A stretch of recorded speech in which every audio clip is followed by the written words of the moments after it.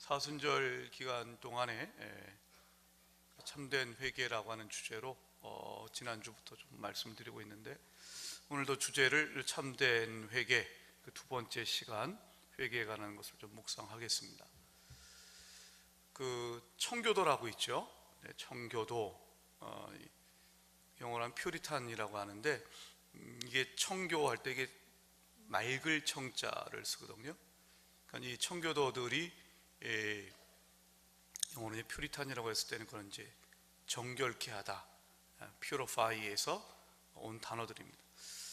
이 청교도들은 아마 이 개신교의 여러 이제 그 분파 가운데서 가장 이 죄의 문제에 대해서 고민하고 그걸 또 복음 안에서 해결하려고 했었던 분들이었다라고 말할 수 있겠습니다.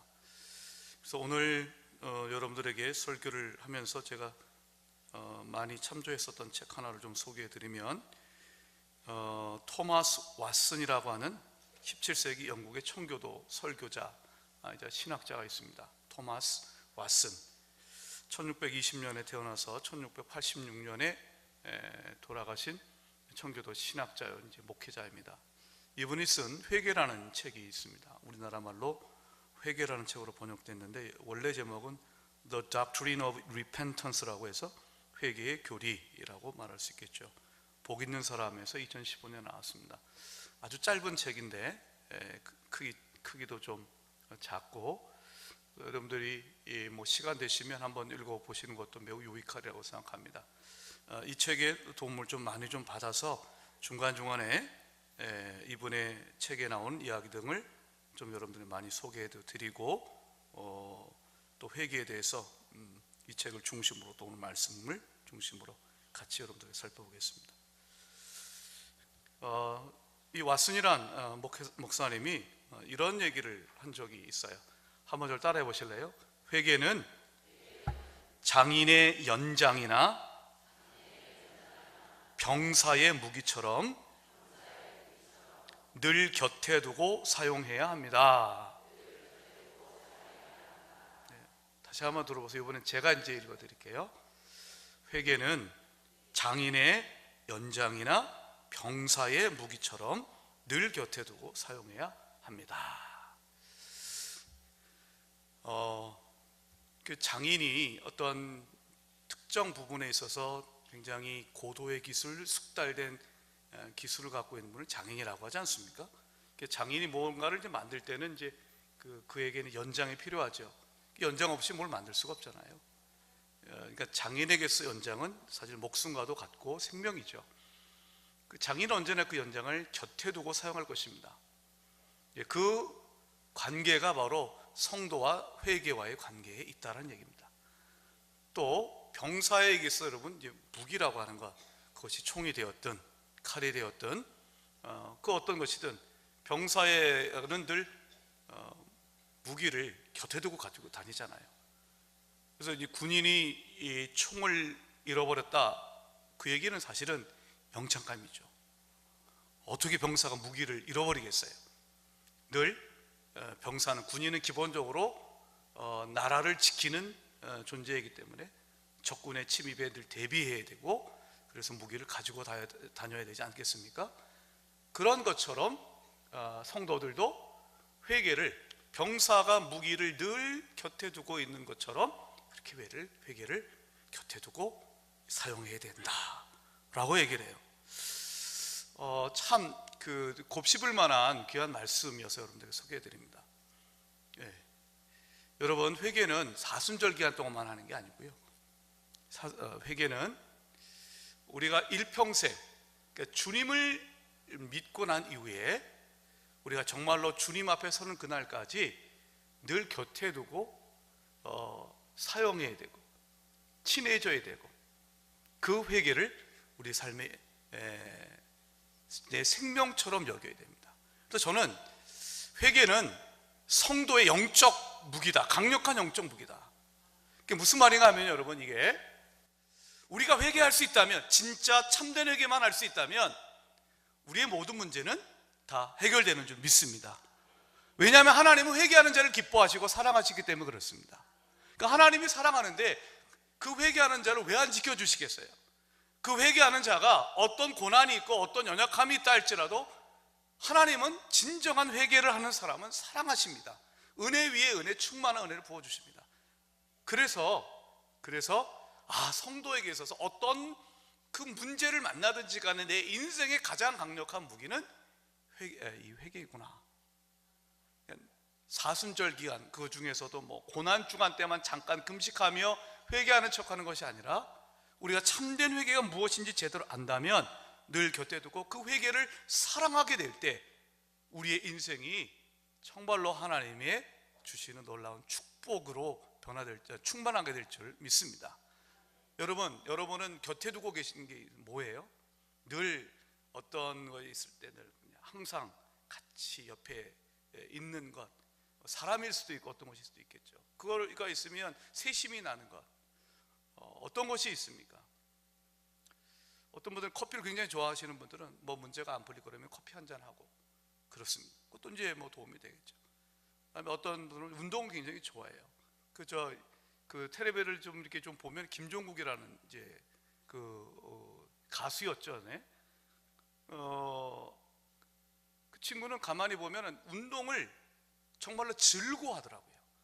아니, 사랑하더라고요. 그러니까 하루에 2시간 이상씩 하는데도 그 운동을 굉장히 즐거워하고 그것으로 인해서 그는 정말로 건강을 유지하는 걸 보았습니다. 여러분, 우리 곁에 있는 것, 늘 내 곁에 있는 그것이 바로 내가 어떤 삶을 살아가는가를 보여줍니다. 성도에게서는 이렇게 회개입니다. 자, 그렇다면 회개가 어떤 참된 회개가 어떤 것인가에 대해서 오늘 같이 한번 나눠보도록 하겠습니다. 이 왓슨 목사님에 따르면 회개를 이제 6가지 본질을, 회개의 본질이라는 말을 썼는데 이게 구성 요소라고 볼 수도 있을 것 같아요. 이제 회개라는 걸 가만히 보면 이분에 따르면 6가지가 있다. 한번 저를 따라해 보시죠. 죄를 바라봄, 죄를 슬퍼함, 죄를 부끄러워함, 죄를 미워함, 죄를 고백함, 죄에서 돌아섬. 이게 6가지가 이제 참된 회개의 그 요소다라고 얘기를 했어요. 회개라고 하는 것을 얘기를 할 때 정말 그게 어떤 게 회개냐? 6가지의 측면에서 얘기할 수 있다는 것이죠. 첫 번째는 죄를 먼저 볼 수 있어야 됩니다. 오늘 말씀 시편 51편 3절을 보면 이런 말씀이 있죠. 3절 한번 다시 한번 읽어볼까요? 시작.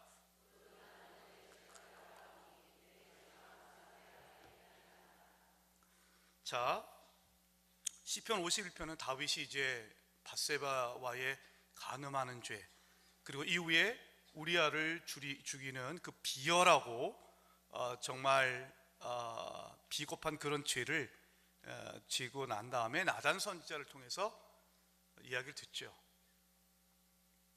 그리고 난 다음에 이제 쓴 얘기거든요. 여러분, 다윗이요 간음할 때 그 죄가 죄인 거를 몰랐을까요? 죄라고 하는 것을 그냥 알았을 거예요. 우리아를 죽일 때 그 죄라는 걸 몰랐을까요? 누굴 죽인다고 하는 게 죄라는 걸 몰랐을까요? 근데 여러분 이상하죠? 우리가 영적으로 마비가 되면 말입니다. 사단에게 우리가 포로가 되면 머리로는 그게 죄라고 생각이 되는데 마음과 행동이 따라주지 않아요. 근데 회개는 기본적으로 죄를 바라본다는 얘기는 뭐냐면 그저 관망한다라고 하는 것이 아니라 이게 죄구나, 나에게 죄가 있구나 라고 하는 것을 인지하고 인정하는 거예요. 그래서 다윗이 나는 내 죄가를 압니다. 그러고 이렇게 얘기를 해요. 내 죄가 항상 내 앞에 있다. 그러니까 지금 내 앞에 뭐가 보이는가? 나는 내 죄를 본다는 거예요. 그것도 항상 본대요. 여러분, 신앙이 성숙하면 성숙해 갈수록 뭐가 달라지는가? 처음도 말씀드렸지만 신앙에 성숙한 자들은 죄에 대한 민감함이 나타나는 것이죠. 전에는 죄가 아니라고 생각했던 것이 신앙이 성숙해지면 죄라고 인식이 되고 이게 죄였구나 깨닫게 됩니다. 흐릿해 보였던 죄가 분명하게 초점을 맞춰서 죄로 다가오는 걸 봅니다.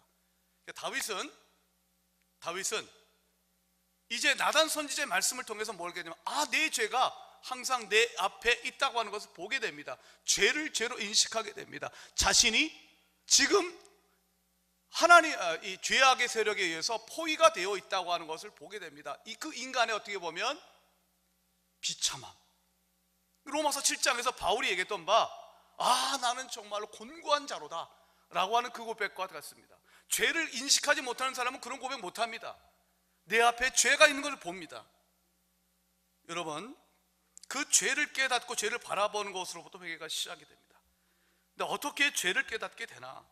내 눈이 밝아져야 돼. 요즘에 이제 그 신문과 뉴스를 이제 장식하는 내용이 그 30밖에 되지 않은 젊은 두 사람 얘기잖아요. 네, 가수였던 사람 한 사람하고, 또 이제 구속된 지금 정준영이라고 하는 사람도 가수였죠. 그러니까 그 얼마나 나쁜 짓이에요. 사실은 승리, 정준영 이런 사람들이 했던 얘기를 보면, 그걸 죄라는 건 모르나? 그런데 여러분, 그렇게 그들에게 있어서 내막을 정확히 우리는 알 수는 없었지만, 하나님의 말씀으로 우리가 채워지지 않으면 우리의 눈은요 욕망으로 뒤덮이기 때문에 내 죄를 죄로 바라보지 못합니다. 그러나 하나님의 말씀이 들어오면 어떤 은혜가 되냐면, 하나님의 말씀은 우리로 하여금 눈을 밝게 해 주십니다. 시편 19편 8절, 여호와의 계명은 순결하여 눈을 밝게 하도다. 하나님 말씀을 우리가 읽고 묵상하면 우리의 눈이 밝아집니다. 그 눈이 밝아지는 게 뭐예요? 우리의 죄를 보게 하신다는 것이죠.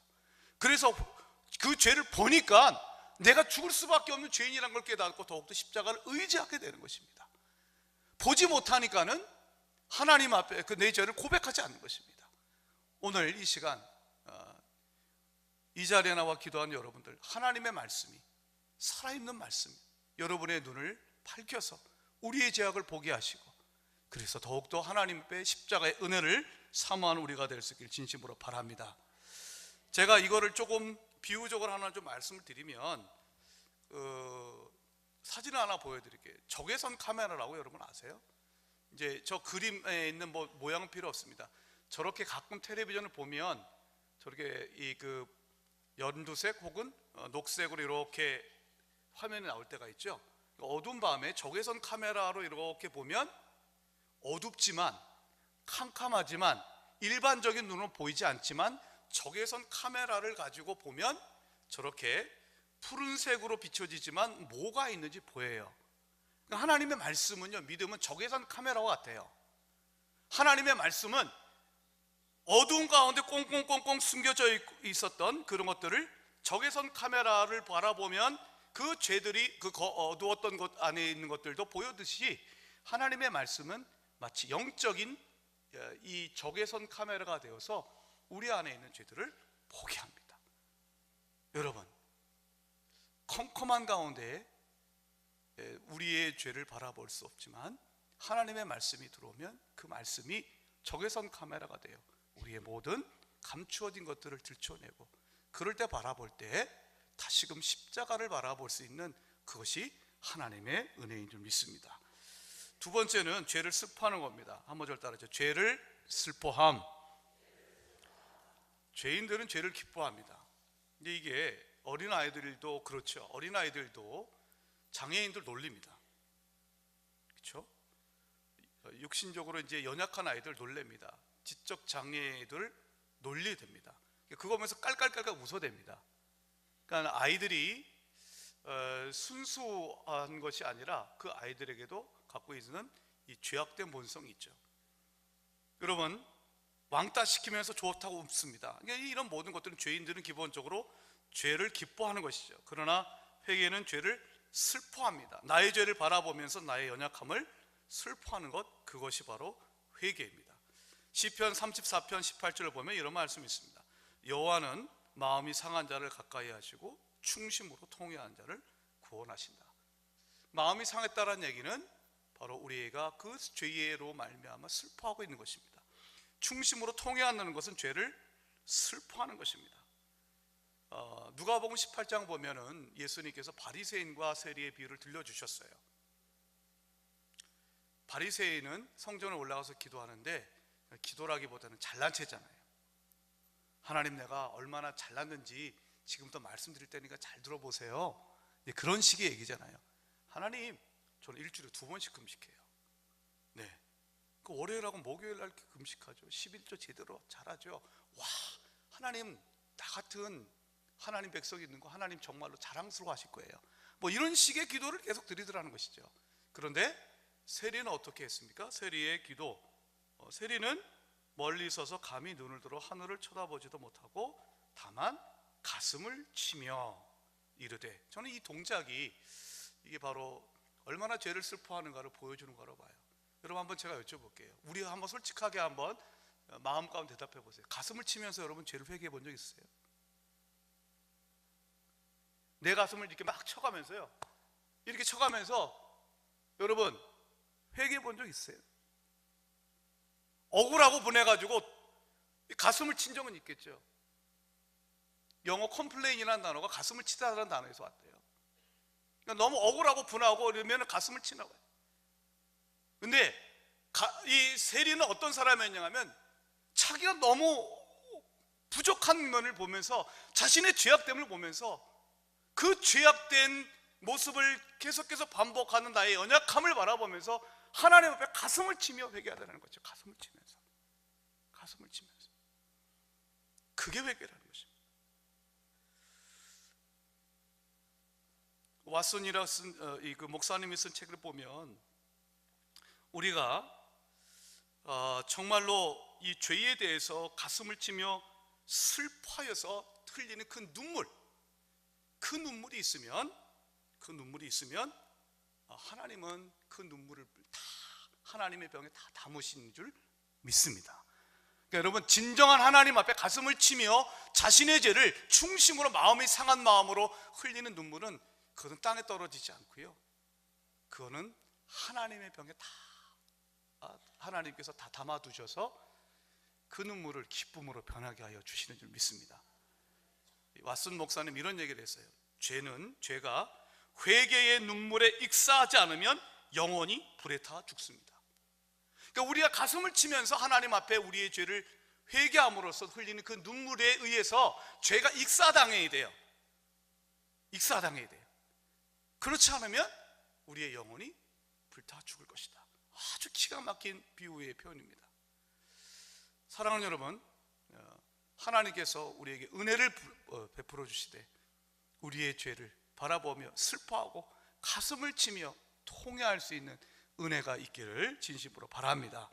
그 마음을 갖고 있는 자, 시편 126편의 말씀처럼 눈물을 흘리며 씨를 뿌리는 자는 기쁨으로 거두게 될 줄 믿습니다. 울며 씨를 뿌리러 나가는 자는 반드시 기쁨으로 그 곡식단을 가지고 돌아오게 될 줄 믿습니다.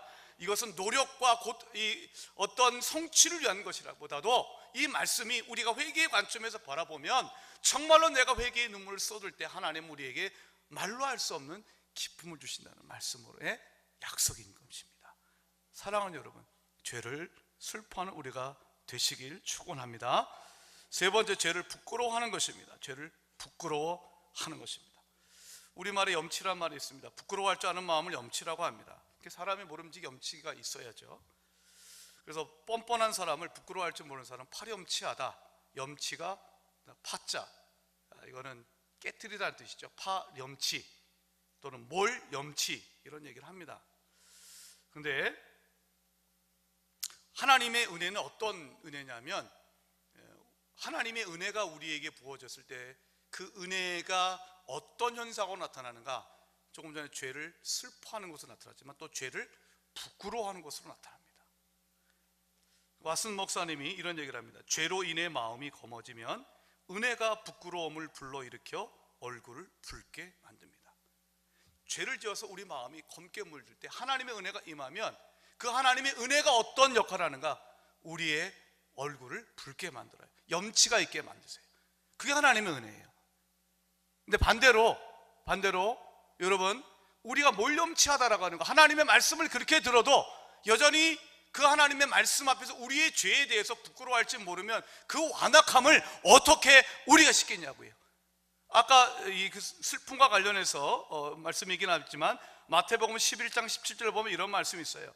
이르되 우리가 너희를 향하여 피리를 불어도 너희가 춤추지 않고 우리가 슬피 울어도 너희가 가슴을 치지 아니하였담과 같도다. 이게 마음이 완악한 자의 모습이에요. 마음이 완악하면 죄에 대해서 가슴을 치면서 회개하지 않아요. 마음이 완악하면 우리의 죄에 대해서 부끄러워하지 않아요. 그러나 여러분, 죄인의 가슴에 그리스도의 피가 흘러넘치면 바로 우리의 죄악에 대해서 부끄러워하고 슬퍼하고 그 죄를, 하나님 이 죄악에 대해서 내가 슬퍼합니다, 부끄러워합니다, 나를 용서하여 주시옵소서, 온전히 십자가만을 의지하는 자로 변화되는 것입니다.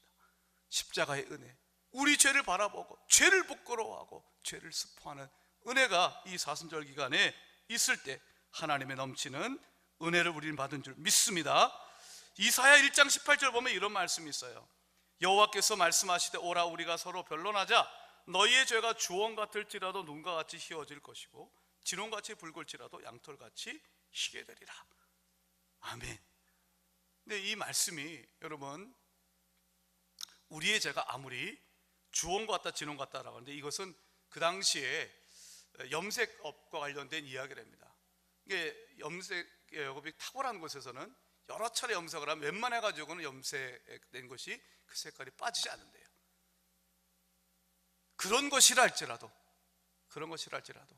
죄를 슬퍼하고 죄를 부끄러워하는 자에게 하나님은 우리의 주홍빛 같은 죄를 눈과 같이 희게 하시고 진홍같이 붉은 죄를 바로 양털같이 희게 하여 주시는 줄 믿습니다.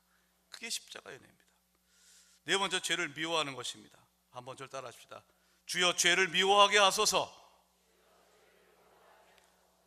시편 119편 104절 보면 이런 말씀이 있어요. 한번 들어보세요. 주의 법도들로 말미암아 내가 명철하게 되었으므로 모든 거짓 행위를 미워하나이다. 하나님의 말씀으로 우리가 명철하게 된다, 지혜롭게 된다라고 했을 때 하나님의 말씀은 우리를 지혜롭게 만들죠. 근데 그 참된 지혜가 뭔가 하면 하나님의 말씀으로 내가 지혜롭게 된다라고 하는 것은 거짓 행위를 미워하는 마음이 생기더라는 것이죠. 당연하죠?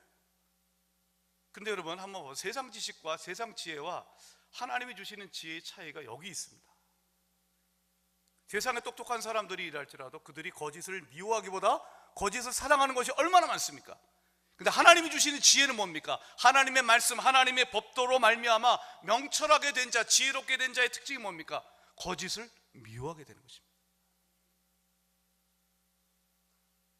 여러분, 우리의 자녀들이 정말로 지혜롭기를 원하는데 그 지혜롭게 된다는 것은 되게 많은 경우에 똑똑해져서 세상의 공부를 잘 감당해가지고 좋은 대학을 가는 것입니다. 그런데 성경이 말하는 지혜가 뭘까요?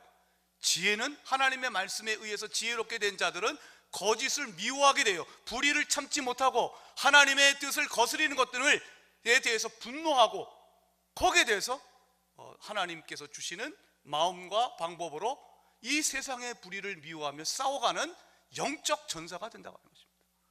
그런데 세상의 지식으로만 똑똑했지만 우리의 마음이 하나님의 말씀으로 지혜가 들어오지 않으면 우리는 그 거짓을 오히려 미워하는 것이 아니라 사랑하게 되더라는 것이죠. 잠언 8장 13절의 말씀, 여호와를 경외하는 것은 악을 미워하는 것이라고 했습니다. 여호와를 경외하는 게 뭐예요? 악을 미워하는 거예요. 하나님을 경외하면 악을 미워하게 돼 있어요. 로마서 12장 9절, 사랑에는 거짓이 없나니 악을 미워하고 선에 속하라. 하나님의 사랑이 임하면 악을 미워하고 선을 사랑합니다. 히브리서 1장 9절, 주께서 의를 사랑하시고 불법을 미워하셨다고 했습니다. 그것이 하나님의 사람의 특징입니다. 반대로 악한 세상은 진리를, 빛을 미워합니다. 요한복음 3장 20절, 악을 행하는 자마다 빛을 미워하여 빛으로 오지 아니하나니라고 했습니다. 세상은 빛을 싫어합니다. 왜일까요? 거짓인 것이 드러날까 봐죠. 계속해서 어떤 식으로든 자기 죄를 은폐하려고 하죠. 권력을 사용하고 돈을 사용하고, 우리가 매일같이 듣는 이야기가 뭡니까? 자기 죄를 어떻게 하여 그동안 은폐하려고 했었던가. 근데 그것이 결국은 드러나게 되는 것이 지금 우리가 듣고 있는 그 많은 짜증나고 구역질 나는 뉴스의 모습이 아니겠습니까? 근데 세상은 그렇게 빛을 싫어합니다. 빛을 미워합니다. 왜냐하면 거짓의 속성이 그렇습니다. 불의의 속성이 그렇습니다. 사단의 속성이 그렇습니다. 그러나 우리는 빛의 자녀입니다. 하나님은 빛이십니다. 주님은 빛이십니다. 그 빛이 우리의 마음 가운데 임할 때에 드러나는 마음, 어떤 것입니까? 죄를, 불의를, 거짓을 미워하는 것입니다. 하나님의 빛이 여러분 가운데 충만해서 죄를 미워하는 인생이 될 수 있기를 축원합니다. 그 다음에 죄를 고백하는 것입니다. 죄를 고백하는 것입니다. 한번 저를 따라하시죠. 주여 죄를 고백하게 하소서. 오늘 말씀 6절을 보겠습니다. 6절을 보면 이런 말씀이 있습니다. 한번 같이 읽어보겠습니다. 보소서. 주께서는 중심이 진실함을 원하시오니 내게 지혜를 은밀히 가르치시리이다. 자,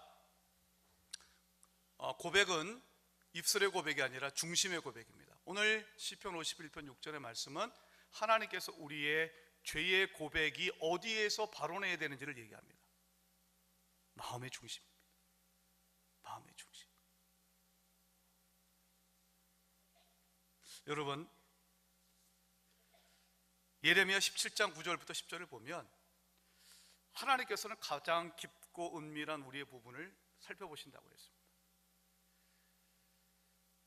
왜냐하면 우리의 가장 은밀한 그것이 마음이 부패되고 거짓된 것을 우리 주님은 아시기 때문에 그렇습니다. 그걸 고백을 해야 하나님이 치유하십니다. 제가 이번 주 화요일 날 치과를 좀 갔습니다. 월요일 날 밤잠을 못 일 정도로 너무 치통이 심해가지고, 화요일 날 아침 되게 조금 나아지긴 해서 겨우 회의하고 치과를 갔는데 이제 엑스레이를 찍어 보니까는 저 안쪽이 이제 골문 거죠. 골마가지고 결국은 이제 발치하게 됐어요.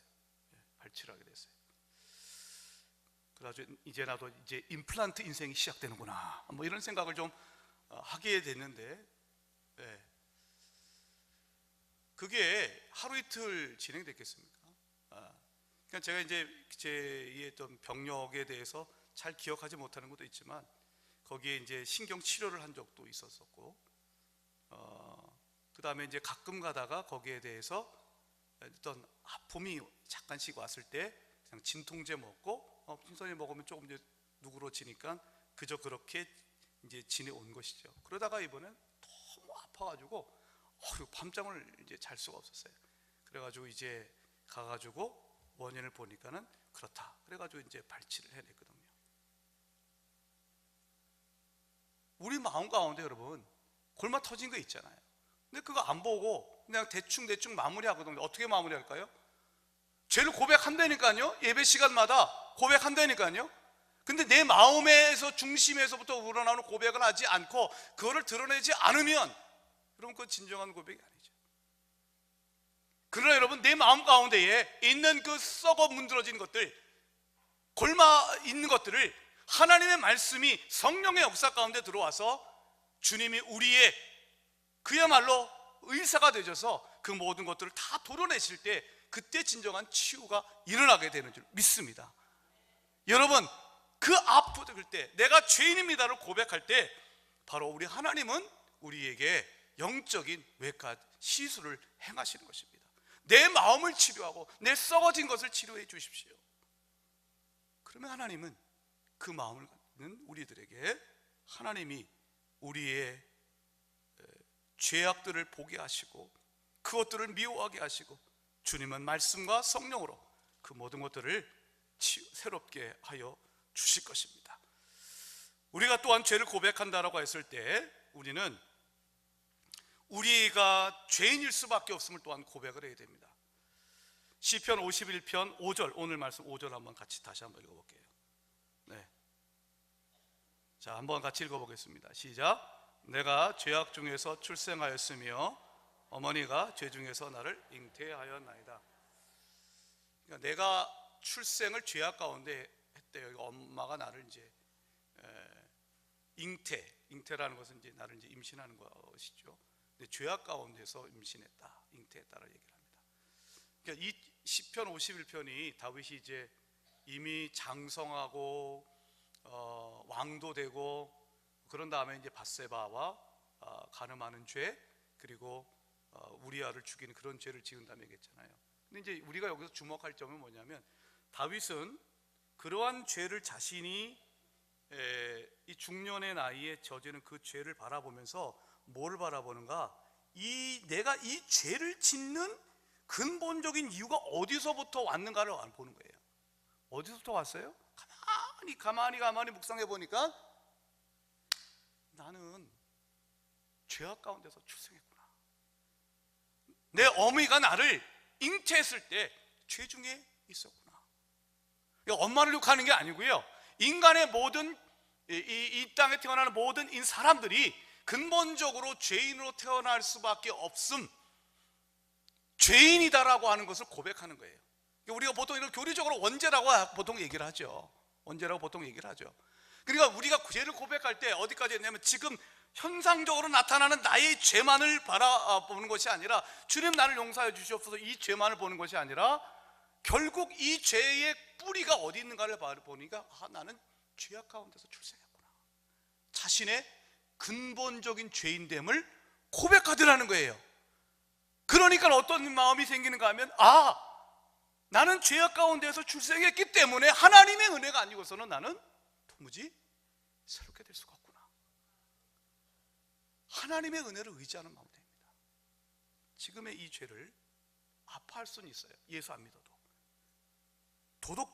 도덕주의자들도 얼마든지 자신의 행위에 대해서 반성합니다. 그런데 여러분, 하나님의 백성은 내가 짓는 지금 짓는 죄를, 그 근본적인 뿌리를 얘기합니다. 원죄가 있음을 얘기합니다. 인간은 죄인이구나. 하나님의 은혜가 아니고서는, 십자가가 아니고서는 도무지 나는 이 죄에서 자유롭게 될 길이 없구나. 이 깨달음과 인정을 나가는 게, 그게 참된 회개라는 것입니다. 오늘 우리의 죄악된 가운데 출생하였던 우리의 죄인됨에도 불구하고 십자가로 우리의 모든 죄를 근본적으로 용서하시고 우리를 하나님의 자녀, 의롭게 하사 하나님의 자녀로 삼아주신 하나님의 그 은혜에 감사하고 찬양할 수 있는 시간이 될 수 있길 축원합니다. 또한 우리가 죄를 고백한다고 했을 때 우리의 원죄를 고백하고 마음 가운데 고백할 뿐만 아니라 우리의 은혜의 쇠락을 고백을 해야 합니다. 은혜의 쇠락이란 말은 뭐냐면, 쉽게 말하면 이런 것입니다. 자, 저를 한번 좀 따라서 한번 해볼까요? 어제보다 오늘 덜 주님을 사랑하는 것이 죄입니다. 어제보다 오늘 주님을 덜 사랑해, 그게 죄라는 거예요. 그러니까 죄가 뭡니까? 라고 했을 때 우리가 드러나는 거짓말하는 것도 죄고요, 간음하는 것도 죄고, 다 여러 가지가 있죠. 그런데 성경은 모든 죄의 근본적인 죄의 근본은 어디에 있는가 하면 결국 하나님과의 관계입니다. 하나님과의 관계입니다. 그러니까 하나님과 내가 하나님 앞에 피조물임을 인정하고, 그분이 나의 창조주이고 그분이 내 인생의 주인임을 인정하고, 그분을 의지하고 그분만 바라볼 때 나는 부족할 것이 없어, 주님은 선하셔, 이런 하나님을 경외하는 마음으로 그분만을 의지하는 것이 바로 신앙이죠. 그런데 죄악은 뭐냐면, 죄는 뭐냐면 그 하나님으로부터 내가 독립선언하는 겁니다. 하나님 없이도 난 잘 살아갈 수 있고, 하나님이 아닌 다른 것에서부터 나는 내가 만족을 누리며 살아갈 수 있습니다 라고 하는 것입니다. 이제 그것이 바로 가장 이 죄에 대한 근본적인 정의입니다. 다음 주에는 이 죄악에 대해서, 죄가 뭔가에 대해서 보다 좀 세밀하게 보겠습니다만, 오늘 잠깐 말씀드리면 이런 겁니다. 죄는 어제보다 오늘 덜 주님을 사랑하는 겁니다. 여러분, 오늘 여러분들 주님을 어제보다 오늘 더 주님을 사랑하십니까? 우리가 좋아하는 찬양 가운데 주님을 내 평생 소원은, 내 일생 소원, 주님을 더욱더 사랑하는 것입니다. 주님 앞에 더 가까이 나가는 것입니다. 그것이 우리의 소원이 되고 우리의 기쁨이 될 때, 하나님은 그런 사람을 내가 기뻐하는 자고 내가 너를 사랑한다라고 말씀하시는 줄 믿습니다. 오늘도 그 주님 앞에 이 귀한 은혜를 받을 수 있길 축복하고요. 마지막 6번째는 뭐냐? 죄에서 돌아서는 것입니다. 따라 해보시겠습니다. 주님, 죄에서 돌아서게 하소서. 네, 지난 시간에 좀 말씀드렸습니다만 우리가 죄로부터 이제 돌아선다고 했을 때 단순히 입술로 돌아서는 것이 아니고 마음이 돌아서야 될 것이고, 그리고 한 가지 죄에서만 돌아서는 것이 아니라 모든 죄에서부터 돌아서야죠. 그러나 무엇보다도 돌아서는 것이 중요하지만 어디를 향하여 돌아서느냐가 더 중요합니다. 누가복음 15장, 여러분이 잘 알고 있는 탕자의 비유를 보면 이 탕자가 자기가 잘못된 것을 깨달아요. 잘못했음을 얘기를 해요. 그렇죠? 들어보세요. 이에 스스로 돌이켜 이르되 내 아버지에게는 양식이 풍족한 품꾼이 얼마나 많은가, 나는 여기서 주려 죽는구나 라고 얘기를 해요. 그러니까 자신의 비참함과 자신의 결핍된 모든 것들을 인정합니다. 그러면서 이렇게 얘기합니다. 내가 일어나 아버지께 가서 이르기를 아버지, 내가 하늘과 아버지께 죄를 지었사오니. 죄를 지은 거 인정해요. 근데 어디 가서 고백하겠대요? 아버지께 가서입니다. 그러니까 누가복음에 나오는 탕자의 비유의 탕자가 잘한 게 뭐냐면 그 현절에서 내가 잘못했구나, 나는 정말 나쁜 놈이구나, 어떻게 아버지가 살아계신데 유산을 달라 그래가지고 그 유산을 가지고 흥청만도 다 써버렸는가 라고 하는 죄에 대한 인식으로만 그치는 것이 아니라 일어나 아버지께 갔다는 거예요. 왜 일어나 아버지께 갔을까요? 아버지의 집이, 거기에는 풍성함이 있기 때문에, 거기에는 내가 돌아가면 아버지가 나를 받아줄 것이라고 하는 아버지의 사랑에 대한 믿음이 있기 때문에 그렇습니다. 그 믿음 갖고 아버지께 가면 아버지께서 받아주신다. 그게 바로 회개라고 하는 것이죠. 그래서 탕자의 비유가 어떻게 15장 20절을 보면 이런 말씀이 있습니다. 이에 일어나서 아버지께로 돌아가니라. 그게 회개입니다. 아버지께로 돌아가는 것입니다. 오늘 이 시간이 십자가로 아버지께로 돌아가는 여러분들 되게 축복합니다. 마지막으로, 그렇다면 이렇게 우리가 지금 6가지 회개의 본질에 대해서 봤어요. 자, 한번 복습하면 죄를 바라봄, 죄를 슬퍼함, 죄를 부끄러워함, 죄를 미워함, 죄를 고백함, 죄에서 돌아섬. 네, 이걸 반드시 순차적으로만 볼 이유는 없지만 6가지 여러분들이 좀 기억을 하셨으면 좋겠고요. 이렇게 우리가 이런 걸 통해서 회개를 했을 때 어떤 결과가 있는가 2가지만 말씀드리겠습니다. 첫째, 하나님이 기뻐하십니다. 한번 저를 따라 하십시다. 하나님은 우리가 회개하면 기뻐하신다. 너무 좋아하신다. 누가복음 15장 보면 3개의 비유가 나오잖아요. 잃은 양, 잃은 전, 그 다음에 탕자의 비유, 잃은 아들의 비유죠. 근데 어떻게 끝나요? 다 3가지 비유가 기쁨으로 끝나죠. 99마리의 양 놔두고 1마리 양을 찾으러 갑니다. 찾습니다. 그 다음에 어떻게 하죠? 어깨에 메고 돌아와서 기뻐하면서 동네 사람들 다 불러놓고 잔치를 벌이면서 즐거워합니다. 기쁨으로 끝납니다. 그러면서 하시는 말씀이 뭐죠? 죄인 한 사람이 회개하면 하늘에서는 회개할 것 없는 의인 99으로 말미암아 기뻐하는 것보다 더하리라. 그러니까 회개하면 하늘에서 큰 기쁨이, 하나님이 기뻐하신다는 것입니다. 잃은 은전도 마찬가지입니다. 은전을 찾았을 때 그 여인의 기쁨, 이것은 바로 우리가 회개할 때 하나님께서 기뻐하신다는 것입니다. 탕자의 비유는 그걸 절정을 보여주시죠. 탕자가 다시 아버지께로 돌아왔을 때 아버지가 너무 기뻐서 그 아들에게 선물을 줍니다. 새 옷을 입혀주고 가락지를 끼워주고 신발을 또한 신겨주며, 그리고 송아지를 잡아서 잔치를 베풉니다. 기쁨입니다. 기뻐하고 즐거워하자. 이것이 누가복음 15장에 나오는 3가지의 비유의 공통적인 것입니다. 뭘 얘기할까요? 우리가 회개하면 하나님이 기뻐하신다는 겁니다. 우리가 하나님께 어떻게 기뻐할까? 하나님을 어떻게 기쁨이 될까? 회개하면 된다는 겁니다. 세상에서 우리가 뭔가 하나님을 기쁘시게 하려고 출세하고 돈 많이 벌어서 선경험 내는 것도 좋죠. 그렇지만 그런 것이 아니라 우리가 우리의 죄악을 바라보고 슬퍼하고 부끄러워하고 미워하고 고백하면서 주님께로 죄악에서부터 돌아 하나님 앞에 나아갈 때 하나님은 그것을 가장 기뻐하신다는 것입니다. 그래서 회개를 내 옆에 두고 늘 살아가라는 것입니다. 뿐만이 아닙니다. 회개하면 하나님 기뻐하실 뿐만 아니라 하나님은 우리를 복을 주시겠다고 약속하시는 줄 믿습니다. 요엘서 말씀 보면 이런 말씀이 있어요. 너희는 옷을 찢지 말고 마음을 찢고 너희 하나님 여호와께로 돌아올지어다 말했어요. 요엘서 2장 13절. 그는 은혜로우시고 자비로우시고 노하기를 더디하시며 이내가 거짓사 뜻을 돌이켜 재앙을 내리지 아니하시나니 14절 주께서 그 뒤에 복을 내리사. 그러니까 회개한 다음에 주님께서 복을 주시겠다는 거예요. 그 복의 구체적인 내용이 뭔가? 요엘서 2장을 계속 읽어보면 이런 거예요. 매우 구체적이고도 우리의 현세적인 이 땅 가운데서 필요한 모든 것들을 공급하시고 채워주시는 축복이 나옵니다. 들어보십시오. 여호와께서 그들에게 응답하여 이르시기를 내가 너희에게 곡식과 새 포도주와 기름을 주리니 너희가 이로 말미암아 흡족하리라. 또 21절 땅이여 두려워하지 말고 기뻐하여 즐거워할지어다. 들에 풀이 싹이 나며 나무가 열매를 맺으며 무화과 나무와 포도나무가 다 힘을 내는도다. 24절 마당에는 밀이 가득하고 독에는 새 포도주와 기름이 넘치리로다.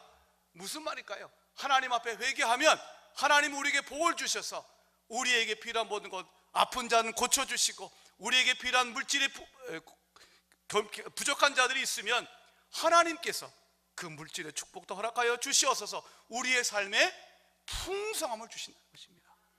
이게 바로 회개의 축복입니다.